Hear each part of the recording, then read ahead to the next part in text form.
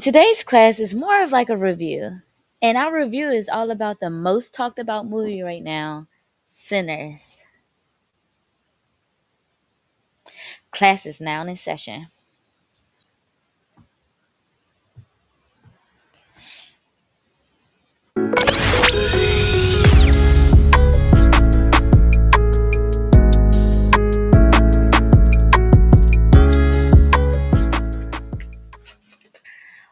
Welcome, welcome, welcome back to another episode of Society and Pop Culture 101.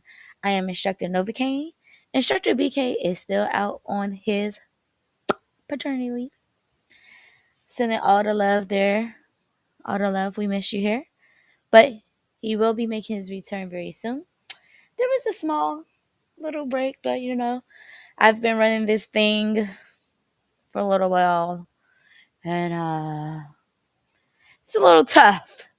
So I took a quick break. But since we're still in the spirit of like spring break, we're going to do a review. And we're reviewing the most talked about film currently. Everyone's raving about it. There's all these think pieces going on. And why wouldn't it be, Why wouldn't this film have everyone talk about it? Why wouldn't this film have everyone talking about it, right? So let's hop into it. We are reviewing Sinners. So maybe you know, or maybe you don't know. Sinners is a horror film that is created and directed by Ryan Coogler. It's starring Michael B. Jordan, Wumi Osako, Haley Steinfeld, and a whole bunch of other folks. It's a horror film that is based in 1932, so it is a timepiece in southern Mississippi. So we already know, what we were up against with just these pieces to the puzzle, right? Then we're throwing in vampires. Now, when this movie first was being brought to our attention and things, you know how they have like that quick teaser. You don't really know what's going on, but you have like a flash of some action, a flash of some drama, and boom, that's it. You'll have like a big banner of like the show name. All I know is I saw what appeared to be something about vampires and Ryan Coogler, Michael B. Jordan. I'm sold. I'm sold. Ryan Coogler is a cinematic genius, okay? He is a cinematic genius. I don't know. I haven't done much homework on my friend, but I'm pretty sure he's had to go to some. I don't know if he's went to school or not, but I'm pretty sure he has. But if he hasn't, and this is self-taught, amazing. But he has other masterpieces: Fruitvale Station, um, Creed, the first one, Black Panther, and Black Panther: Wakanda Forever.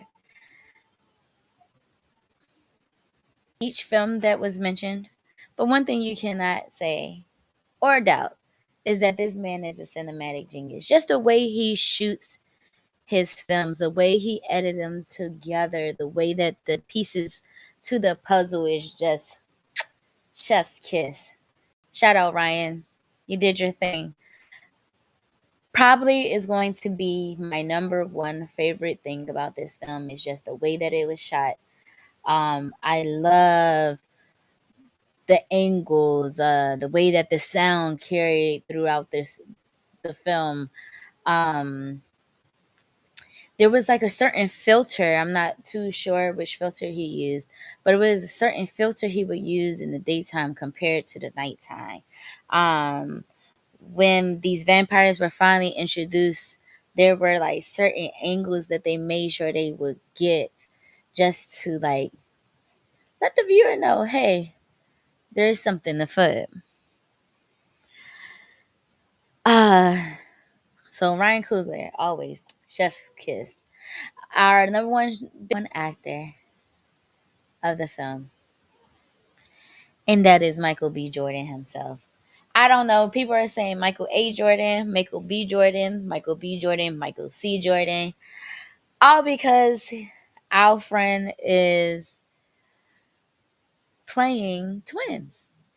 Now, it has been a very long time since we've seen a movie be able to pull off one actor playing a set of twins.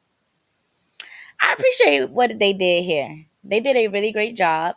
Michael B. Jordan, actually, this may be one of his best on screen performances. Definitely one of my favorites for sure. We were able to have a distinguishment between these twin brothers, Smoke and Stack, Elijah and Elias. We were able to see their different personalities, and they even had two different accents in the way they set their sentences up. Like Michael B. Jordan really, really took his time with this, and I'm tired of people saying that he cannot act because he has proven that he can act, and he has showed you twice at this point in one film. I put this film's performance up there for him with Killmonger. I know a lot of people were saying that they loved him as Killmonger, and I'm putting it up there with that. So shout out to Michael B. Jordan and Michael C. Jordan on the roads of the Smokestack Twins. There's just something about Ryan Coogler and Michael B. Jordan having like this mashup and making a masterpiece.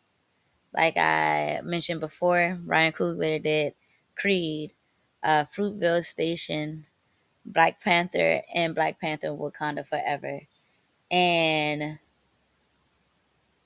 aside from Wakanda Forever, Michael B. Jordan was a star in these films. I don't know. I don't know. Who knows? I don't know. Who knows? Like maybe one day they just met each other and was like, you know what?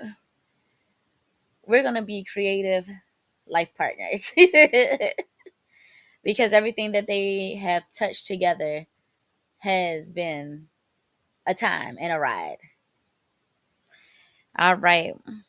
So let's go into the film itself. Um, how it was set up, the plot, uh, things I grasped from the film, things I had to sit there and digest because it was just so much at one time that it was like, okay, I have to sit here and actually think about this movie. So, like I said, it was based. Like I said, it was set in 1932, Mississippi. And as black people, we know it wasn't the greatest of times, it wasn't the greatest of times. This was a quick reminder. There was a scene where, you know, people were still living in shacks. Um, they didn't have vehicles. Uh, they had family members and friends working in the cotton fields, so they weren't slaves. They were called sharecroppers. Your sharecropper was basically a freed slave in a sense. That's how I looked at it as a child and even as an adult. Um, because they weren't treated right. They weren't treated right. Some of them weren't getting paid, or they were getting paid to like just live what they were living, or they was like they could have been making dollars and they were only making like a nickel. Um, Even then they had the cotton gin, so it's like, why are you forcing people to pick cotton and you can have these machines doing it? But it was a way of life, you know. So it was one of those quick reminders of that, the segregated South and everything that a lot of our ancestors, maybe not even ancestors, maybe our parents, grandparents, great grandparents went through, and it really wasn't that long ago. So I do appreciate that quick little reminder. But on the flip side, it was one of those things that will always be a tough pill to swallow. So with dealing with the South, there's these two, these twins, these brothers. They're they're from the South, but they moved to Chicago for bigger dreams, you know. At this time, Chicago was desegregated. You could do a little bit more as a black person compared to what you were doing in the South. So they moved back to the South to, you know, be businessmen, bring the wealth to their home, right? So they're thinking this and everything. So they're like, you know what we're going to do? We're going to open up a juke. Now, if you guys don't know, a juke is a old school club. Is where you got down at the juke joint. You know what I'm saying? You let your hair down at the juke joint. Um, so they were able to make a deal with basically the devil. We'll get to that in a hot second. Uh, to open up a juke on their land, and apparently they owned the land and this old mill. I want to say it was a sugar mill, but it wasn't a sugar mill. Maybe it was a flour mill. And they changed this old mill into a juke joint, a club. Now, when you're getting ready to open up a juke joint, what you need your food, you need your liquor, you need your entertainment. So they basically go on this journey of just being able to fill each spot, their liquor, their food, and their entertainment. So they go throughout the town, talking to, you know, everyone that they know. Smokestack, I mean, not Smokestack, but Smoke, one of the twins, he had a past love interest. They had a baby. She practiced hoodoo. One of the main characters, her name is Annie May Musaku.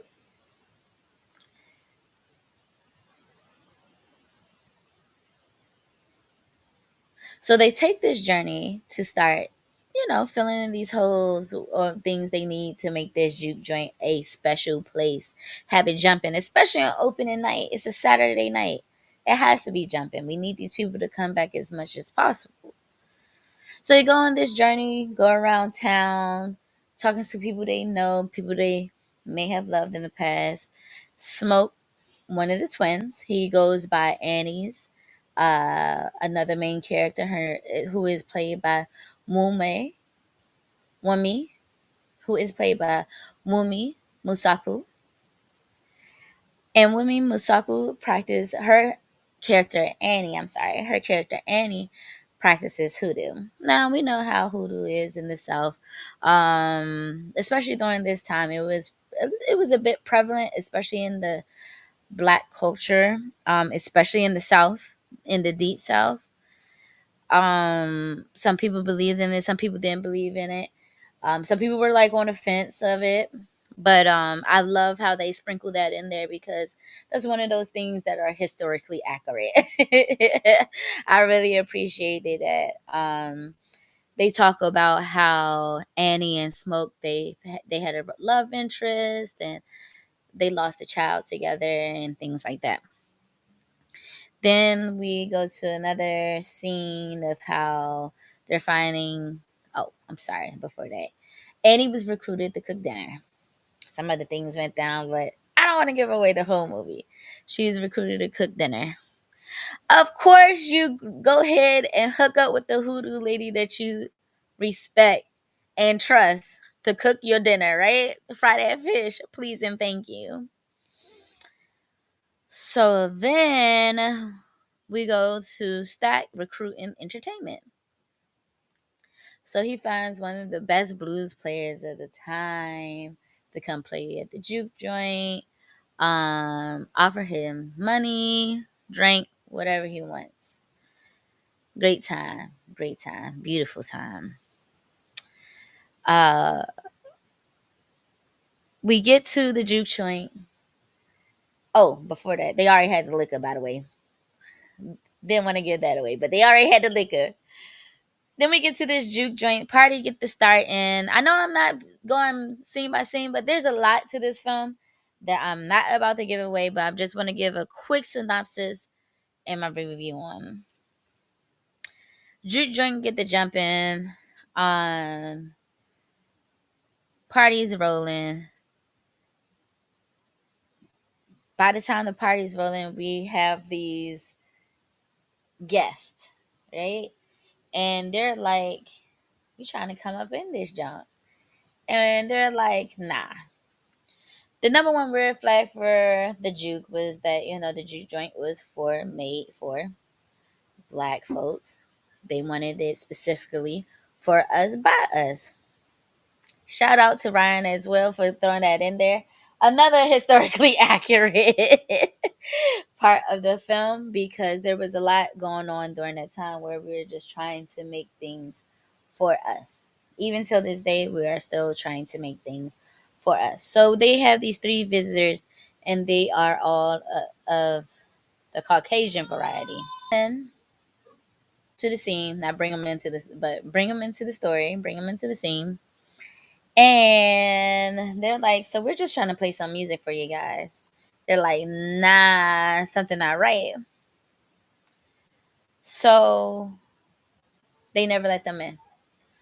Very eerie, very creepy. A member of the juke ended up going outside of the juke. Another member of the juke went outside of the juke. When this member was let back in, they attacked someone. Oh, before this, there is a huge scene that I'm skipping. So the Sugar Shack painting is in everybody's grandma house, they auntie house growing up. If you're not familiar with the Sugar Shack painting, it's with all of these black characters dancing, and the way that it's painted, it literally looks like their bodies are moving in motion to music, and they look like they're in a Sugar Shack, maybe a juke joint. There was a portrayal of this scene inside of the film, and it was probably one of the best scenes I've seen in my life. Like, it was amazing. um One of the characters, Preacher Boy, he had a gift where he was able to transcend time when he played his music. So he could put you in the past, he could keep you in the present, he could put you in the future, all through his music. There was a part of this scene where the roof started going ablaze. I see all these think pieces. I see everyone talking about it. I see not one person make the reference of the roof, the roof, the roof is on fire. We don't need no water. Let that mother effer burn. Burn mother effer. And guess what? During this scene, Sugar Shot reference, everybody's moving, everybody's dancing, your past, your present, your future is there. The roof sets ablaze. And they ain't getting no water, they just let that mother effer burn. Now there's a lot of different things of people thinking about that part. But that's the main thing I took from there. Why we going to get any fire? We cranking. What we need? I mean, what are we going to get any water for? We cranking. We don't need to put this fire out. It's lit. You know what I mean? It's lit. So then that's when the vampires, the members leave out. After this scene, you gotta take a break. You know what I'm saying? You gotta get some fresh air. So a couple of members leave. One of the members was let in, but during this time, this member was turned into a vampire. If you know anything about vampire lore, a vampire cannot be invited in unless you invite them in to your home. I've never been a fan of welcome mats for this number one reason. um, vampires cannot come into your home unless you welcome them. You could even look at that as a negative energy or any type of like negative spirits. These things will not touch you unless you invite it in. I'm a huge believer of that. A lot of instances throughout my life, um, there were times where I could have stayed calm and cool and collected. And as soon as I got too negative and turned into a monster, that's when everything just went downhill. So I'm a huge supporter and believer of you invite things into your life that when you invite those negative things into your life, that's when they come in. So the vampires could not come in unless you invited them in. Well, the one friend, she kind of like flipped it on him. She was like, "So what you didn't go move aside and let me in like that?" And as a friend, you ain't gonna think much of that. And she's been inside, and you're not thinking, "Oh, she could be a vampire." What? Why would she be a vampire? Well, they let her in. She attacked someone, and that is what set us into the motion of the vampire film. Um, there was a lot of different things that happened during the vampire part of this film that I don't want to give away, but there is one character where I just cannot get over this line, and he's all like,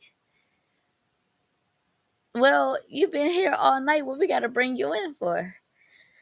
And he's all like, "Well, just be kind. You just invite me in." And he's like, "Well, you big enough to just push us push us push us to the side and walk in. You've been back and forth in here all night. What's stopping you now?" "Well, we just trying to do what we gotta do." Who is we? We's his people, bruh. When he said that, I lost it. I'm sorry. I know I shouldn't have been laughing, but like, bruh, you're the most obvious vampire at this point because you're just making up anything. But I loved it.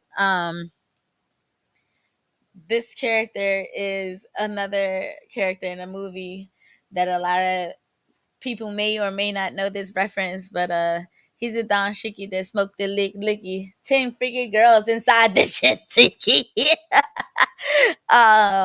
But yeah. Um there were there was some when they finally found out they had to fight these vampires, they had to like arm themselves and get ready to like have this big fight. And it's like, bro, you're about to fight like everybody now because everybody's a vampire at this point. It's six of y'all. It's like six of y'all. And it's like, how we gonna do this? Um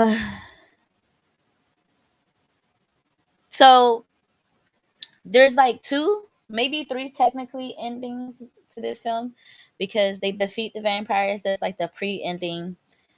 The ending is when there's this big fight that I really have to talk about because a lot of people have not been talking about it.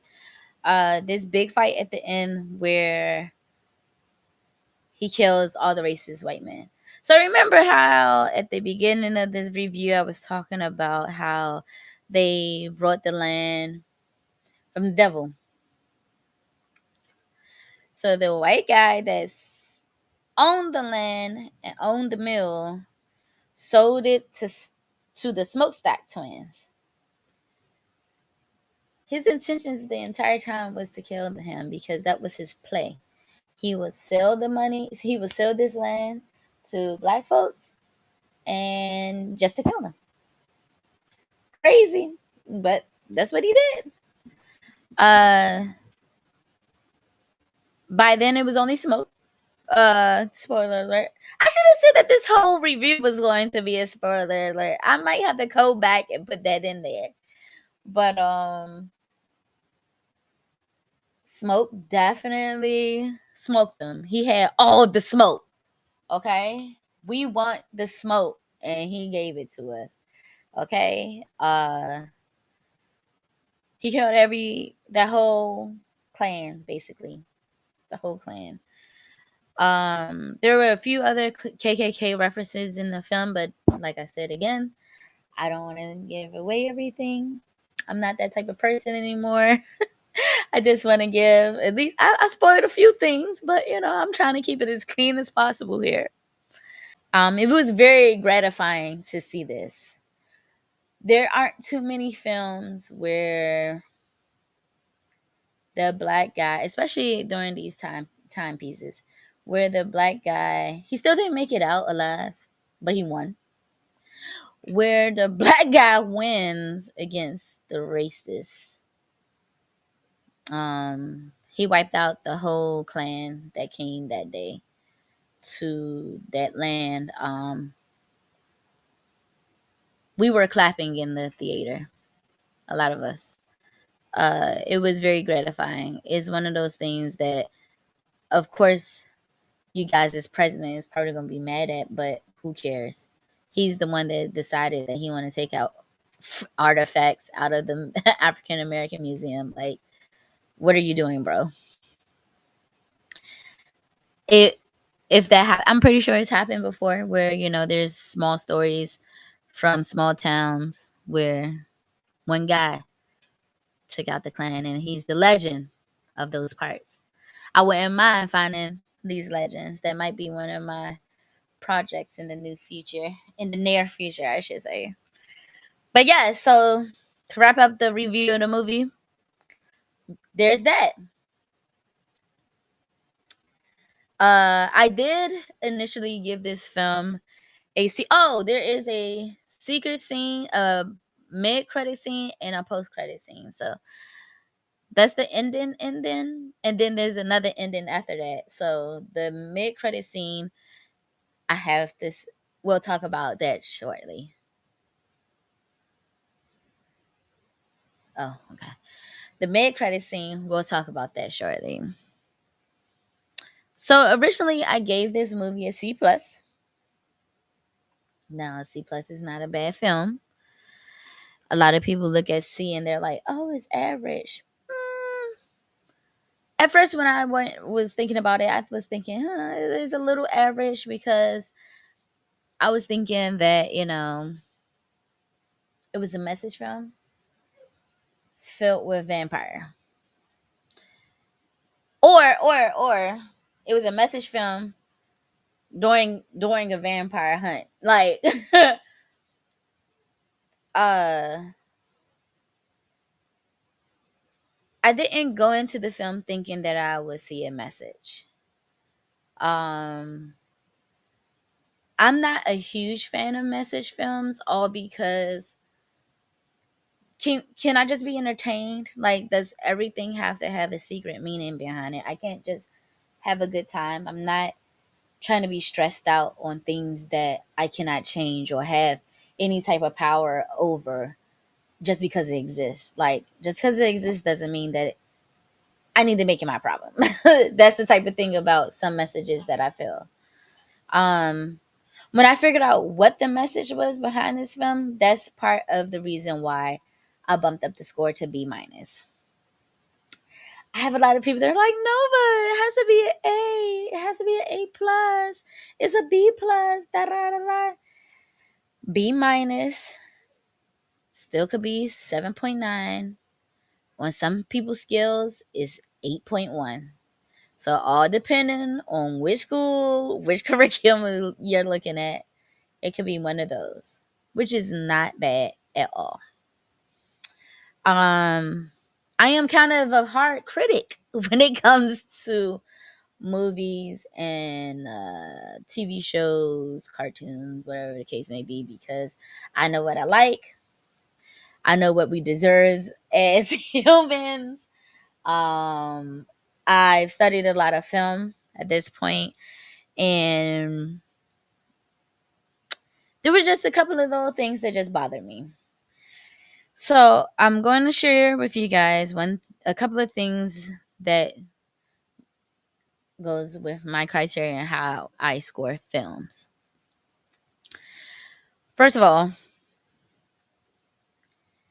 the story has to make sense. The story has to have a beginning, a middle, and an end. Boom. Perfect story. Don't leave me on a cliffhanger. You can leave it a bit ambiguous, but don't leave me on a cliffhanger. I don't want it. Um, there was a couple of parts in this story that I was upset with. Now, the flow of the story itself was still good. It was just a couple of things I just, for beginners. Ever since I watched this episode of Rick and Morty, it has just stuck with me ever since because I'm like, why does it seem like everything I watch is like this now? Morty asks, and then it was Morty. It wasn't even Rick that asked. Morty asks, is your story not good enough for it to start from the beginning? Wait a minute. What, Morty? What? Sinners did not start from the beginning of the story. It started it started with a beginning of the film, of course. Every film begins with a beginning of the film, but it started the day after. We saw the scene of him walking into his dad's church, broken guitar. Everybody's like, well, what is going on? If those first 3 minutes of the film was not there, I promise you this would be a B plus, easy A minus for me. The reason why I have issues with that is because we don't need to guess what is happening in the story. Just tell us the story. We don't need to guess. We don't need to see any type of foreshadowing. We I know some people like the foreshadowing, but like every story, and that's I think that's the issue with me is that almost everything that we watch and consume now, 3 days later, 3 weeks earlier, 6 months later, whatever the case may be, just start the story at the beginning, and I promise you, it's still gonna be a perfect story. I promise you, if it's a good story, because and that's the crazy part, because this was a good story. Um, so that automatically was a few points off the board for me. Was that it started a day after, literally 3 to 5 minutes took the score down for me, just for how the way that stories go.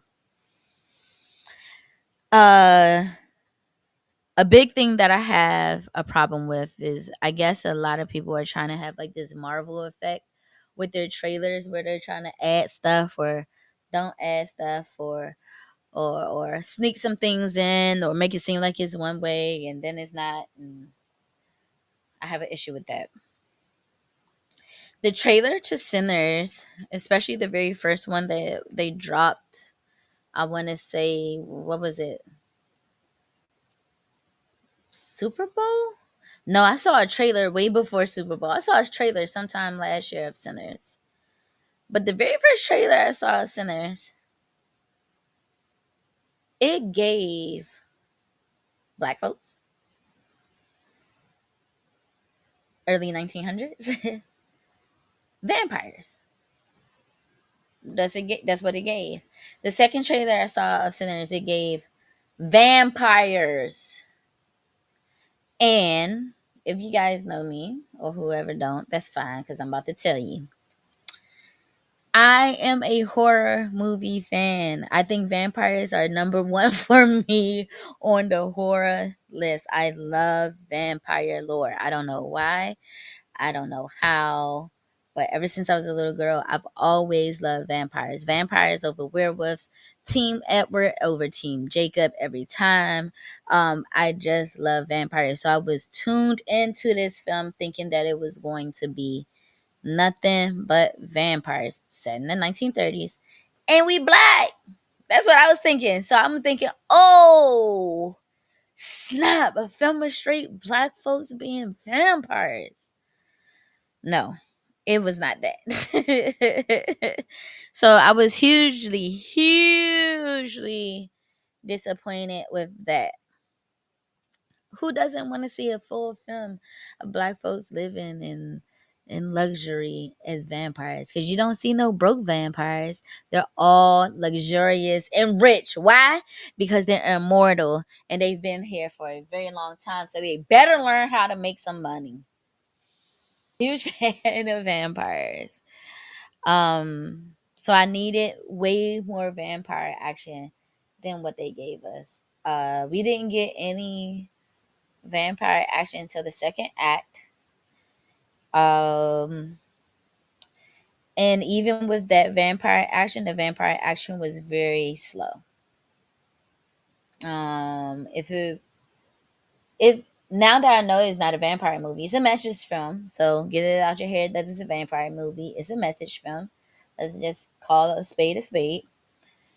I saw someone use this term horror nowhere. I've never even heard of that before, but I guess it makes sense. I've seen nowhere films. Didn't give nowhere films though at the same time, but that's another story. Um, there was one last element that they brought to the movie that I felt like we needed more, and it made me take a couple of points away as well. There was only a group of characters, one scene that they introduced that could have been a threat to the vampires, and that was it. Why didn't we see these people more? Why didn't they warn the folks at the jute? What is happening? It's okay. I guess everybody got figured it out on their own eventually. Shout out to Annie because she knew what to do with the vampires, so she was able to walk everybody through.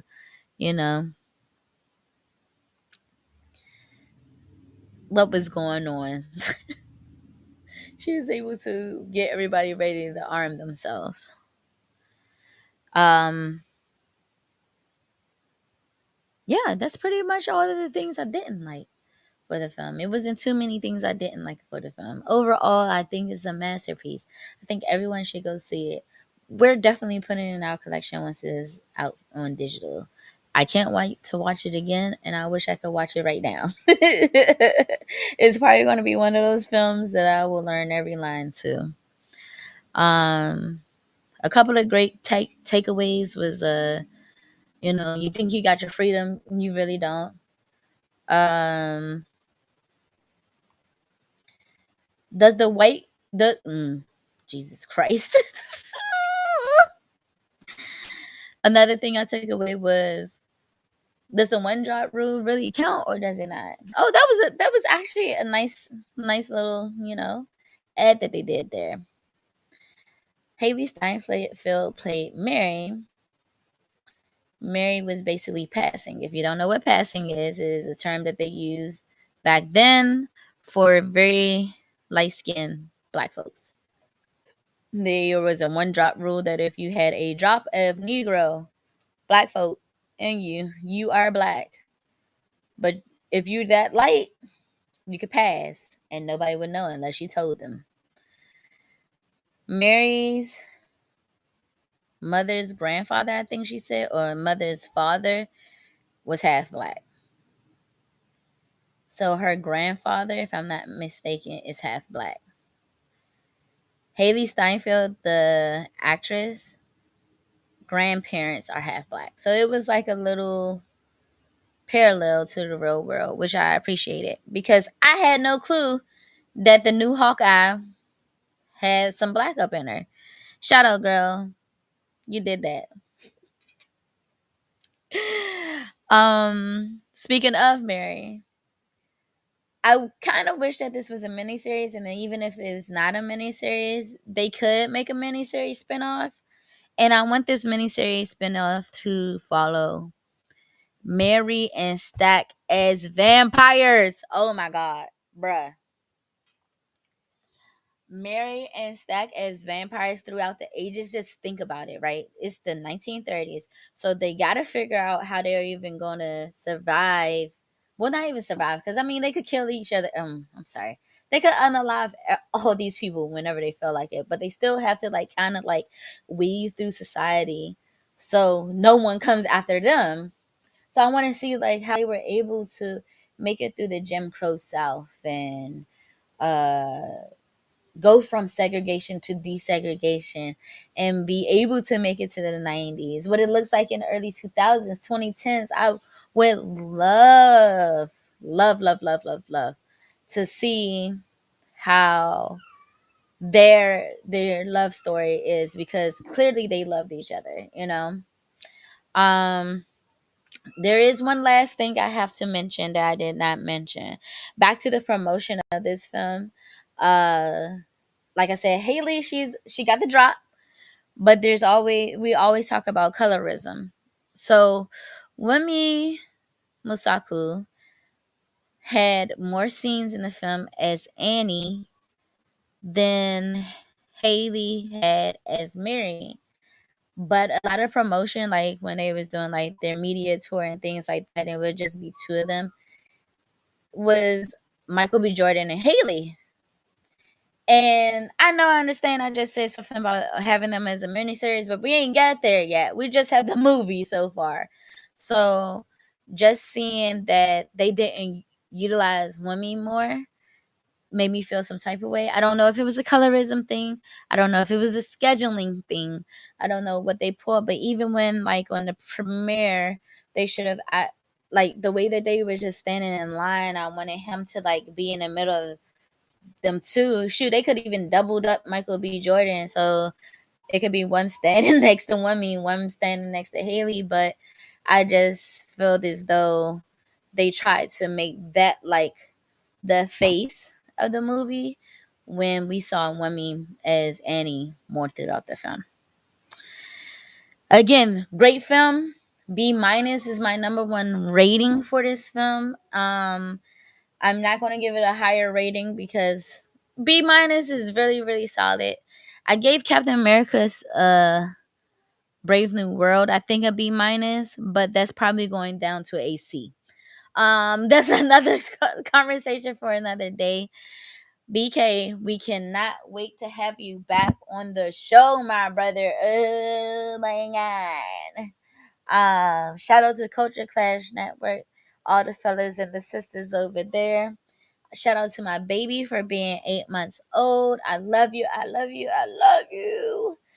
And head on over to our YouTube. Make sure you like, follow, subscribe.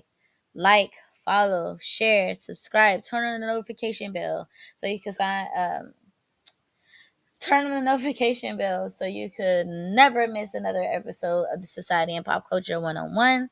Head on over to Apple Podcasts and Spotify. Like us, follow us, leave written comments. So we know how you feeling us, you know. Add us on all social media, Society and Pop Culture 101. It has been a pleasure doing another It has been a pleasure doing another episode of Society and Pop Culture 101. Editing this thing, running this thing has just been so much love. I'm Instructor Novacaine. I'll see you guys next time.